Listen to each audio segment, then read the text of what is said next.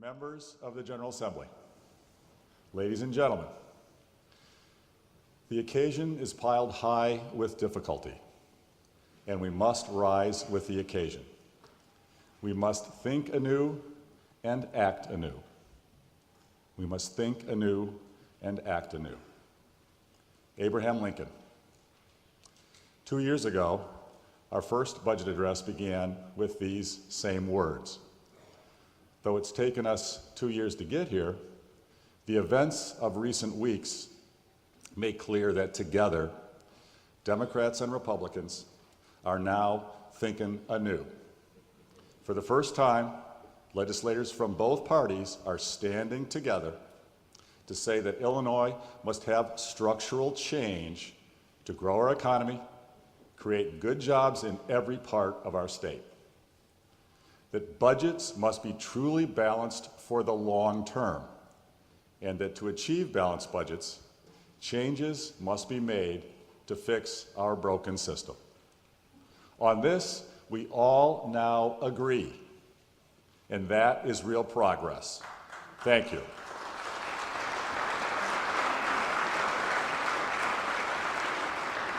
But it's not enough to just think anew. We must also act anew. For decades, our state passed unsustainable budgets, spent money we didn't have, borrowed and taxed to chase the spending, and drove job creators out of our state. Citizens in every community of Illinois know that we have been on the wrong track for years. The numbers speak for themselves. Since the year 2000, America has added more than 14 million jobs, while Illinois has lost jobs. Our neighboring states of Wisconsin, Indiana, Iowa, Kentucky, Missouri have added, on average, more than 100,000 jobs in that time period. They've been pulling ahead, while we've been falling behind. Our unbalanced budgets, our crushing tax burdens, our restrictive regulations, they've held back the Illinois economy for decades. For years now, families in Illinois have been voting with their feet. In just the last 6 years, we've seen a migration loss of more than 540,000 people. Think about that. They're leaving for jobs, higher wages, and lower costs of living.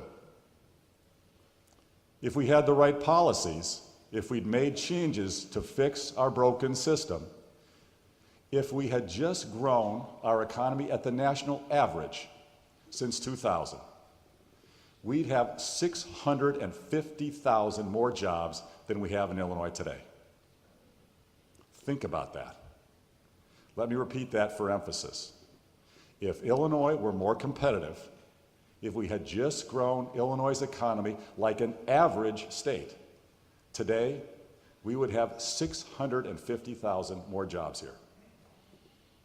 Just as important for our budget discussions we're having right now, if we had grown at the national average since 2000, even keeping our actual historic spending and taxing in place, we would have run budget surpluses. We would not have any unpaid bill backlog now.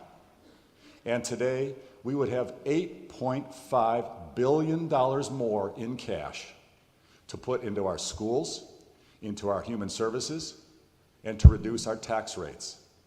Think about that. Think about it. We would have good jobs in every community. We would have employers competing to hire workers. Our households would have more income, and we could have the best funded schools in America. And let's be clear, Illinois should never settle for being average. We are not average, we're the best. We should be one of the top 10 fastest growing states in America.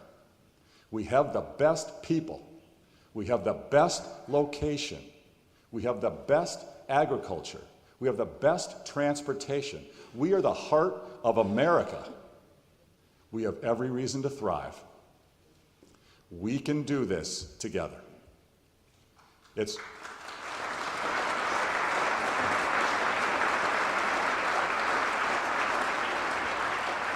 why I ran for governor, to deliver a better future for our children, to change the direction of our state, to put us back on the right path toward a growing economy, world-class schools in every community, not just some, every neighborhood, and restored trust in government. It's why we've been working for 2 years to pass a truly balanced budget, to create equal access to strong schools and good jobs. For 2 years now, we've been asking the General Assembly to help us unlock our state's unfulfilled potential. Today, we finally all agree that economic reforms must be part of a balanced budget solution. That is great news. Now is the time to seize the moment, build on the progress made in recent weeks, and right our ship of state. Together, we can make Illinois more competitive and more compassionate. We can make the necessary changes to fix our broken system. 2 years ago, our administration proposed a balanced budget. It contained more than $6 billion in cuts, spending only what the state could afford at current revenue. But the majority in the General Assembly simply ignored our proposal, didn't discuss it, didn't debate it, didn't vote on it, just passed their own, your own, $4 billion out of balance budget. And so our current impasse began. Then we offered to work with members of the General Assembly, all members of the General Assembly, to find common ground on a mix of cuts, revenue increases, and reform. We convened bipartisan working groups, doing our best to find a way forward together. But the possibility of compromise fell victim to partisan divides. Last year, we proposed 2 paths to a balanced budget, 2 very different financial plans under which expenditures would not exceed available revenue. Our preferred option was once again to work together to reach consensus on a mix of spending cuts, revenue increases, and changes to grow our economy, which is the most important thing we've got to do. We offered more compromises. We took things off the table in hopes of getting an agreement. Our budget director convened a bipartisan working group to craft a balanced budget. I want to say thank you, personally, I want to say thank you to the courageous and principled members of the General Assembly, Democrats and Republicans in both chambers, who worked together to find a grand bargain, get a balanced budget with changes. You, nearly reached an agreement last spring. But once again, the possibility of compromise fell victim to partisan divides. By the end of the last legislative session, the majority in the General Assembly couldn't agree on any kind of budget, balanced or not balanced. This isn't about pointing fingers or assigning blame. We are where we are. It's not about the past, it's about how we move forward together. It's not going to help us move forward together if right after this speech, Democrats run to the media claiming we've never proposed a balanced budget. And it's not going to help us move forward if Republicans run to the media to point out that the Democratic legislature majority never has passed a balanced budget. It's not going to help. People want to see us get something done. To get a balanced budget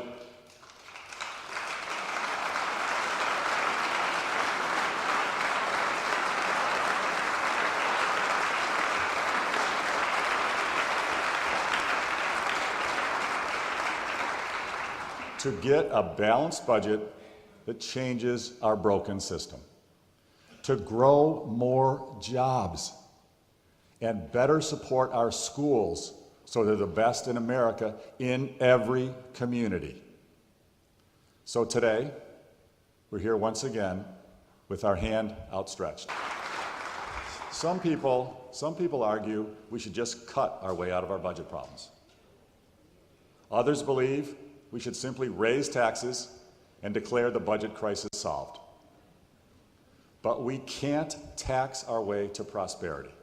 It's not possible. Nor can we just cut our way to a better future. We must grow our way to the future that we want. Growth is the solution. Growth means jobs. Growth means expanding revenues. Growth means the economy expands faster than government spending. Growth means a sustainable future where job creation surges and our schools are the envy of the world. Some people think spending cuts are too hard, that economic changes are too difficult. Just raise taxes, call it a day. Let's be clear. We cannot tax our way to a long-term balanced budget. It won't happen. Illinois residents and job creators are already saddled with the highest property taxes in America and the 5th highest overall tax burden in the country. We've tried raising taxes to balance the budget before, without making structural changes to control spending and grow the economy. It has never worked. Taxing our way to a balanced budget only increases the speed, the exodus of jobs and families leaving Illinois. This is an unacceptable option for any of us, for members of either political party. Now, I have said many times that I will consider new revenue increases, if we stand together to make the job-creating changes that we need. But structural changes to spending are absolutely essential to balance the budget and keep it balanced. Today, over 60% of the state's general revenues, roughly $20 billion, are locked up by statute. No governor can effectively reduce spending until we address automatic spending categories like pensions, Medicaid, and transfers out. Ultimately, it's all about jobs. Our future depends on offering strong schools and vast job opportunities, thousands of new job opportunities across our state, in every county, in every community. By becoming more competitive with our neighbors, by creating good jobs, not only in Chicago, but in Rockford, Moline, Peoria, Decatur, Galesburg, Quincy, Carbondale, and every community across our state. By giving our families and our job creators good reason to come and stay in Illinois.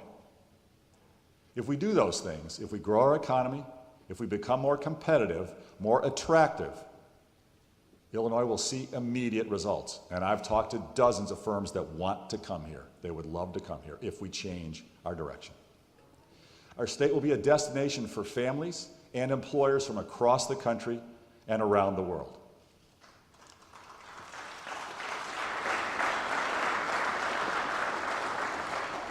Today, we present you with a balanced budget that shows what is possible if we all come together on a comprehensive approach on our finances and on our job creation, on our competitiveness. Our proposal for the coming fiscal year focuses on the future. It shows how Illinois can be more compassionate if we become more competitive. While proposing economic changes, it also focuses on the fabric of our society, investing in schools, public safety, criminal justice reform, and human services. We propose record level of funding for our schools. We supported our K-12 schools at an unprecedented level in the last school year, and then we came back and did even more for this school year. Let's begin to implement the recommendations of the School Funding Reform Commission to make sure every child gets a shot at the American dream, no matter where they live. Let's increase our general state aid and funding to other programs that benefit all schools. Education is the cornerstone of our future, and this investment will pay great dividends in the long run. We propose that for the first time since 2010, the state fully fund regular transportation costs for schools around the state, enabling them to get kids to and from career and technical education programs. School districts shouldn't have to scramble to find a way to pay for transportation costs. Our budget ends this proration once and for all. Our proposal increases funding for English learners and early childhood education. It maximizes important federal dollars that build technology infrastructure in our schools. When it comes to higher education, we understand the hardship being felt by students who rely on state assistance to go to college. That's why we're proposing a 10% increase to MAP grant funding, so those students can focus on learning and not on their next tuition bill. Our budget prioritizes public safety and proposes funding for 2 Illinois State Police cadet classes, adding new troopers to our law enforcement ranks. Those officers will allow us to send more patrols to the Chicago area, to the expressways, to counter the violence that has spilled over onto the highways there. Today we're very fortunate. We're joined by Illinois State Police Director Leo Schmitz, Captain Chris Campbell, and Lieutenant Freddie Outlaw of the Illinois State Police. Please join me in thanking them for their great service. We're the best state police in America. Best police in America.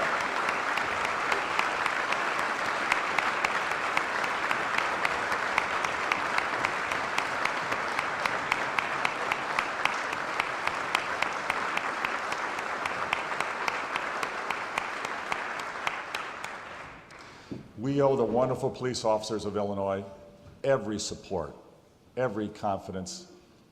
They're incredible public servants, putting their safety on the line to keep our families safe. We recognize the growing danger of opioid abuse across our state, and we highlight the need for a comprehensive strategy: prevention, interdiction, and treatment, education, law enforcement, and human services, state, local, and federal partnerships. This is a crisis, and we need to confront it head on before we lose more young lives.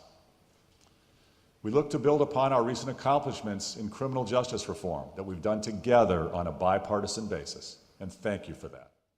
We know the challenges facing human services. It's why our proposal increases support for child care and other programs that assist children, senior citizens, and our other most vulnerable residents.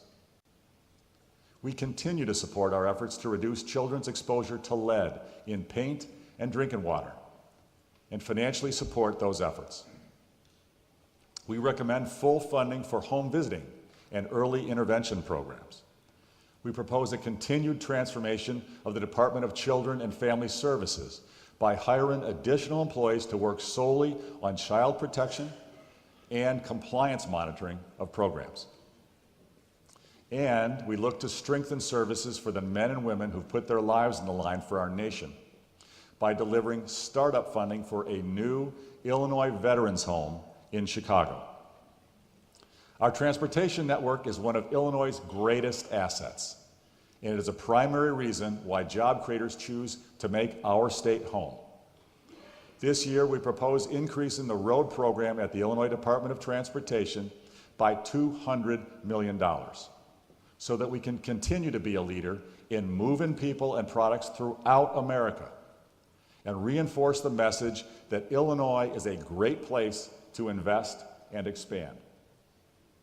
At the same time, we look to fund long overdue maintenance and repairs at state facilities, and invest in our technology transformation to ensure that state government becomes more efficient, responsive, and transparent for the people we serve. Our spending proposals are significant, but if we came together under our proposal, if we came together on a grand bargain together on a bipartisan basis, we'd actually spend $3 billion less every year than government is currently spending. In order to achieve those results, we propose a number of changes inside state government to improve services and save taxpayer money. Pension reforms, in addition to President Cullerton's consideration model, can save us $1 billion right off the bat. A new hybrid pension Tier 3 plan could give new employees more options while saving the state money. If we do nothing, we can expect our pension costs will grow by more than $1 billion in just this next year alone. Those payments put an unsustainable strain not only on our pension systems, but our state's ability to pay for our schools and our critical human services. We must act, and time is of the essence. We will continue to pursue improvements in our state employee contracts to make reasonable changes, like moving state employees from a 37.5-hour to a 40-hour work week before overtime kicks in. And we'll base employee pay on merit, not just seniority. We have successfully negotiated contracts with similar parameters with 20 labor unions in state government, and we'll continue to seek these common sense changes throughout our state government. We must address the accelerating cost of state employee and retiree health insurance. It's a big problem. Most Illinois families have seen their health insurance premiums skyrocket over the years. Business owners across Illinois and around the country are forced to make hard decisions to manage soaring health care costs. So imagine what Illinois families think when they hear our state employees get Cadillac or platinum coverage, but barely pay more than bronze rates for it. We cannot continue to ask taxpayers to pay more to subsidize state employee health care when they're seeing their own premiums go up and coverage go down. Our state employees should have good health care options just like everyone else.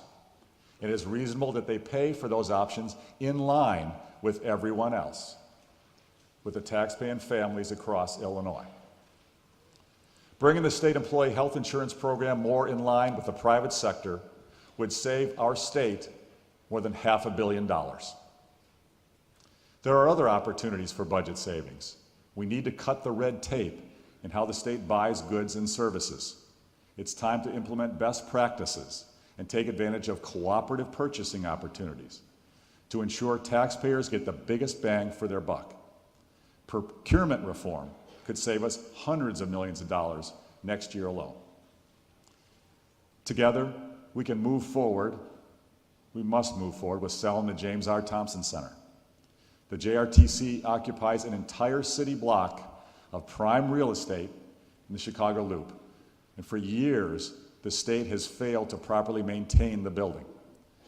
We now face deferred maintenance costs in the hundreds of millions of dollars. Everyone in the state would benefit from the sale. The city of Chicago would gain major new property tax revenue and jobs, thousands of jobs that come from a massive new development. The state could see a net gain of over $200 million from the sale of the property, helping us close the budget deficit in the next fiscal year. Every day, we're implementing efficiencies in education, criminal justice, health, and human service programs, and information technology that improve outcomes and save us money. These savings are significant. These efficiencies will make a difference. But nothing, I repeat, nothing is more important than creating more jobs, more good-paying careers in the state of Illinois.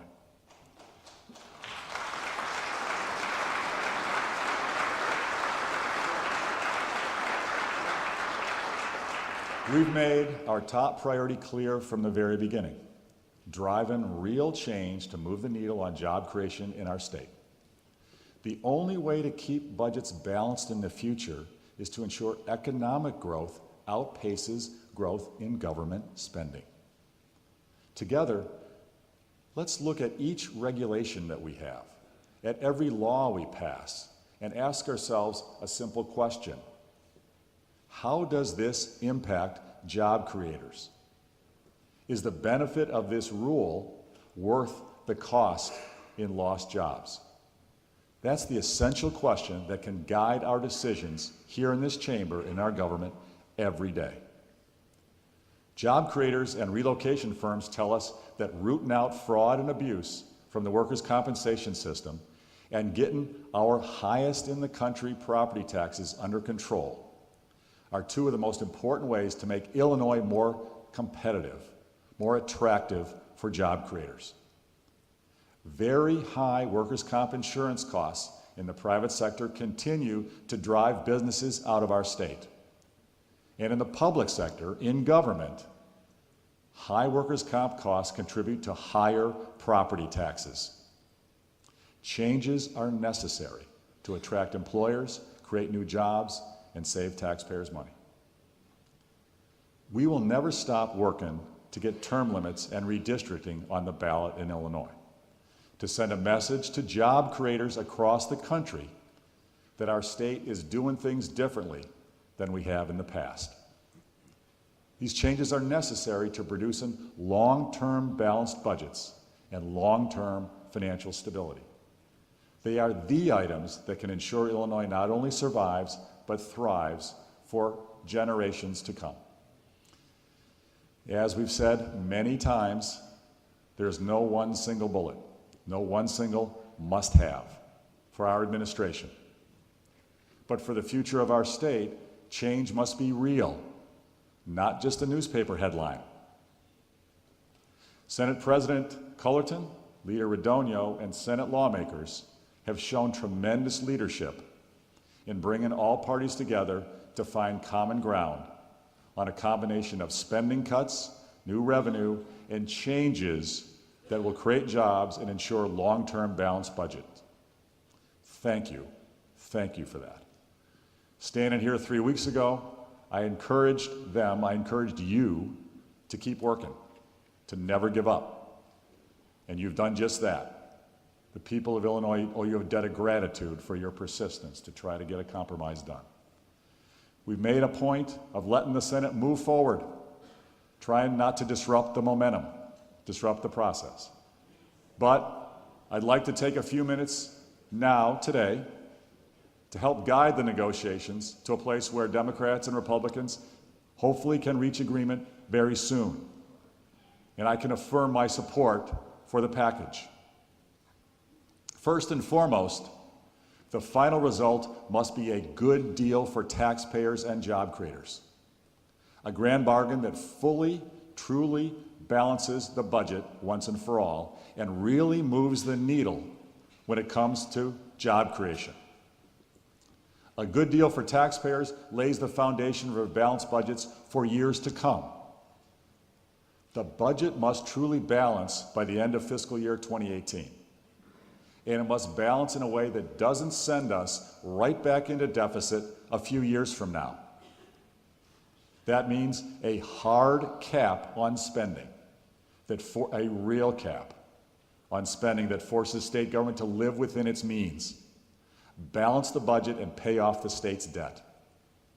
Spending reductions in the budget need to be real, not smoke and mirrors. Long-term pension reform needs to maximize savings in all our pension systems, not just a few. As for revenue, we've always said that we consider new revenue if it comes with changes that create jobs and grow the economy. The current Senate proposal calls for a permanent increase in the income tax, but offers only a temporary property tax freeze in exchange. That's just not fair to hardworking taxpayers across the state of Illinois. We need a permanent property tax freeze here, just like the one the House passed last month. Over time, as our economy grows and revenues expand, any increase in the income tax could be stepped down, dedicating future surpluses to taxpayers, not more government spending. The current Senate proposal would expand the state's sales tax to cover everyday services and raise taxes on food and drugs. We're open to a broader sales tax base to mirror neighboring states like Wisconsin. But let's make sure it's best for the people of Illinois, not for the lobbyists here in Springfield. We cannot raise taxes on people's groceries and medicine. Just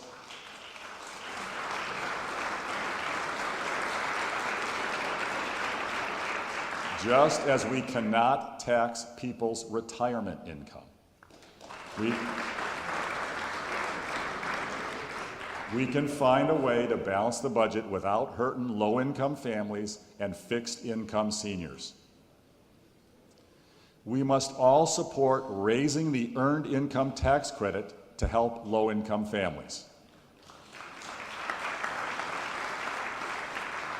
And we must support making the research and development tax credit permanent to encourage innovation and job creation in Illinois.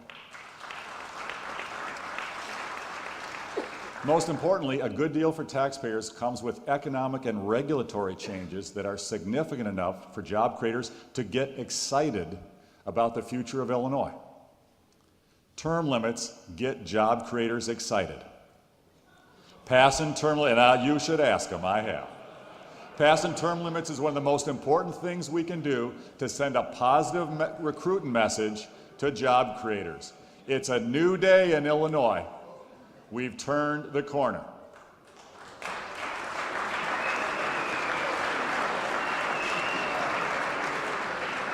Workers' comp changes get job creators excited. We must get our workers'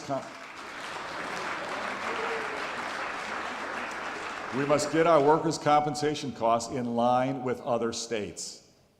We're asking for a workers' compensation system that's like Massachusetts. Massachusetts is a blue state with a strong middle class, and it's growing. And they've changed their workers' comp so they're now average in the country for costs. This is doable, ladies and gentlemen, and it's reasonable, and it protects employees and employers. Now, these parameters aren't controversial, or they sure shouldn't be. They're right in line with what Democrats and Republicans have said they agree with. And while the Senate package is still evolving, it wouldn't be that hard to reach a good deal for taxpayers. I firmly believe that we can come to agreement on these issues. And I pledge to you that I will sign that good deal for taxpayers the minute it arrives at my desk.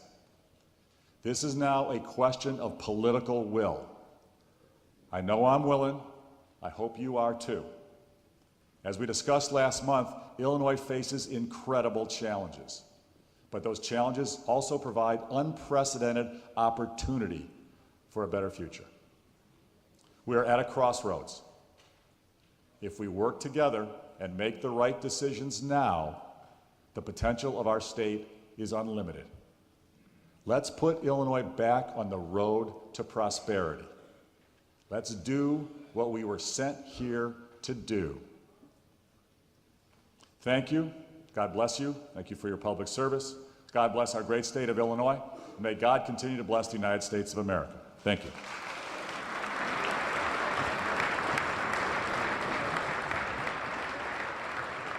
You're watching the Illinois Channel, an independent nonprofit corporation formed to provide gavel-to-gavel coverage of Illinois state government and other public affairs events taking place across Illinois.